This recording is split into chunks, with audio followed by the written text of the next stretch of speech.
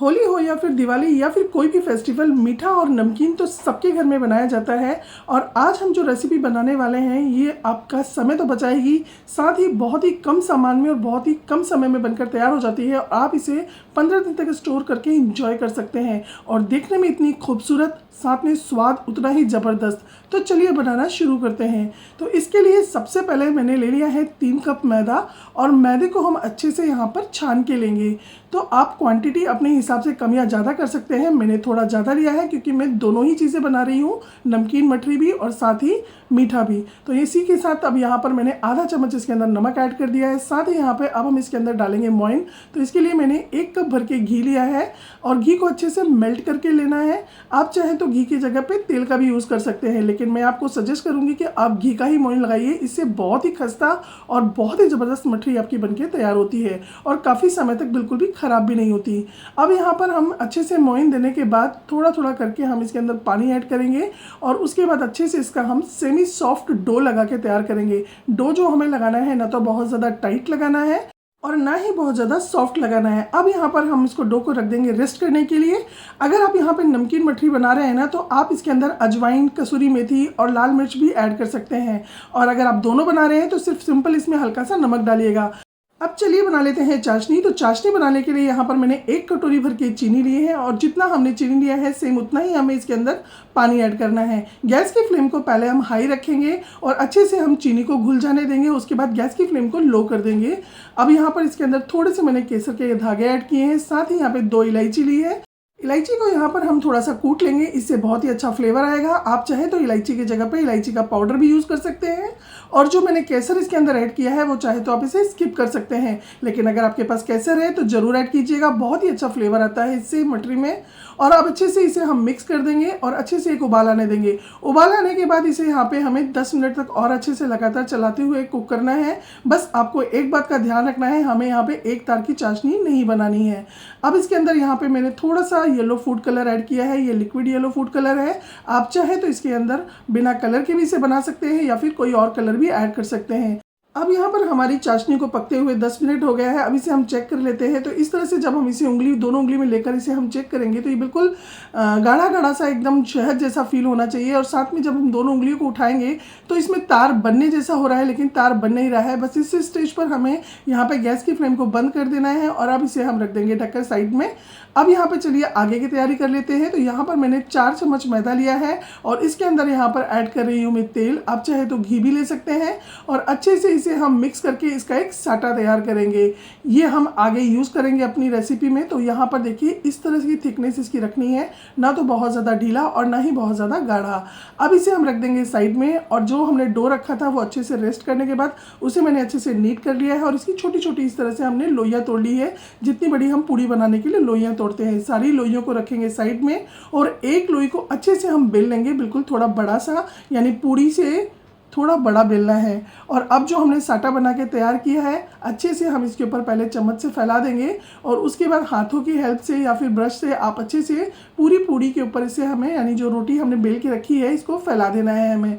जो यहाँ पे हमने रोटी या पूरी जो भी बेली है बस इस चीज़ का ध्यान रखना है, बिल्कुल पतला बेलना है आपको।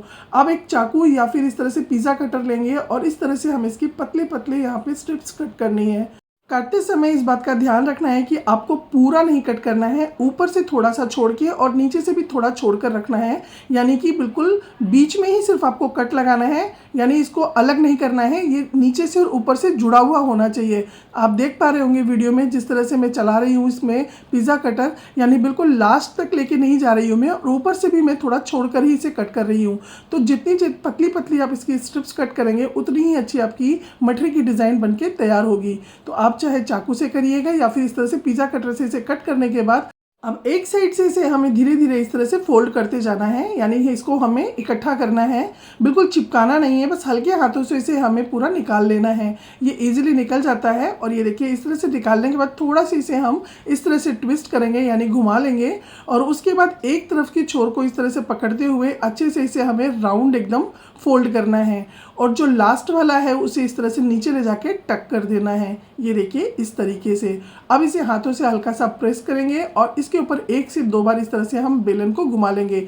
बहुत ज़्यादा जोर लगाना नहीं है, बस हल्के हाथों से हमें बेलन को घुमा लेना है ताकि जो नीचे हमने स्ट्रिप चिपकाई है वो अच्छे से चिपक जाए और तलते समय खुले नहीं। तो बस इस तरह से हम एक एक करके अपनी सारी मठरियाँ पहले रेडी कर लेंगे और उसके बाद फिर हम इसे फ्राई करने की प्रोसेस पे चलेंगे। तो ये बनाना बहुत ही आसान है और इतनी ज़बरदस्त और इतनी मस्त लगती है खाने में ये, और देखने में भी बहुत खूबसूरत लगती है। जिसे भी आप बनाकर खिलाएंगे ना वो आपसे इसकी रेसिपी ज़रूर पूछेगा और इसके डिज़ाइन को देखने के बाद वो पूछेगा आपने ये कहाँ से मंगवाई है। मैं गारंटी लेती हूँ आप जिसे भी खिलाएंगे सबको बहुत पसंद आएगी। तो आप इस रेसिपी को ज़रूर ट्राई कीजिएगा। तो यहाँ पे देखिए मैंने यहाँ पे इतनी सारी मठरियाँ बना के तैयार कर ली है। आप चाहे तो पूरी एक साथ बनाकर फिर तलिए या फिर थोड़ी थोड़ी मेरी तरह इस तरह से बनाकर और थोड़ा थोड़ा फ्राई कर सकते हैं। तो चलिए पहले हमने इतनी बना ली है, इन्हें हम फ्राई कर लेते हैं। तो यहाँ पे गैस पे मैंने तेल चढ़ा दिया था पहले से ही, और गैस की फ्लेम को तेल गर्म होने के बाद लो कर देना है। तो यहाँ पे देखिए बस तेल इतना ही गर्म होना चाहिए कि मैंने एक छोटा सा जो पीस डाला है वो तो उसमें बबल आ रहे हैं लेकिन वो उठ के ऊपर आ रहा है, बस इतना गर्म होना चाहिए। गैस की फ्लेम को एकदम लो रखेंगे और एक एक करके हम अपनी सारी जो मठरियाँ हमने तैयार की है, जितनी कढ़ाई में आ जाती है एक बार में उतनी हमें डाल देना है। अब इसे डालने के बाद हमें बिल्कुल भी टच नहीं करना है, पहले इसे हमें एक तरफ से सिक जाने देना है। आप चाहें तो इस तरह से कढ़ाई को अच्छे से एक बार हल्का सा घुमा देना है, इसको उठा के इस तरीके से, ताकि जो मठरियाँ हैं वो नीचे चिपके नहीं और एक बराबर अच्छे से नीचे से सिकें। ये काम भी आपको बहुत ही सावधानी से करना है। और उसके बाद जब ये एक तरफ से सिक जाएगी ना तो धीरे धीरे अपने आप तैर कर अपने आप ऊपर की तरफ फ्लॉट होने लगेगी, यानी तैरने लगेगी। उस समय पे आप इसको अब एक एक करके पलट देंगे और अलटते पलटते बिल्कुल लो फ्लेम पे हमें अच्छे से इसको ब्राउन कलर आने तक फ्राई कर लेना है। हाई फ्लेम बिल्कुल भी मत कीजिएगा वरना आपकी मठरियाँ बिल्कुल भी खस्ता नहीं बनेगी और बहुत ही जल्दी सॉफ्ट हो जाएगी और कच्ची भी रह जाएगी। तो बिल्कुल पेशेंस के साथ इसे आपको फ्राई करना है। और ये देखिए बढ़िया से अच्छे से हमारी मठरी यहाँ पे फ्राई हो गई है, बहुत अच्छा सा इसके अंदर गोल्डन कलर आ गया है। बस इस स्टेज पर हम इसे निकाल लेंगे। अगर आप नमकीन मठरी बनाते हैं तो बस यहाँ पे इसे निकालने के बाद इसके ऊपर हल्का सा नमक मिर्च और थोड़ा सा चाट मसाला डाल के चाय के साथ आप इसे सर्व कीजिए, बहुत ही ज़बरदस्त लगेगा खाने में। और अगर आप इसे बालूशाही की तरह एकदम ज़बरदस्त बनाना चाहते हैं, अंदर से जूसी और ऊपर से क्रिस्पी, बिल्कुल बालूशाही लगेगी खाने में ये, तो आप इसे आप गर्मा गर्म चाशनी के अंदर ऐड कर दीजिए।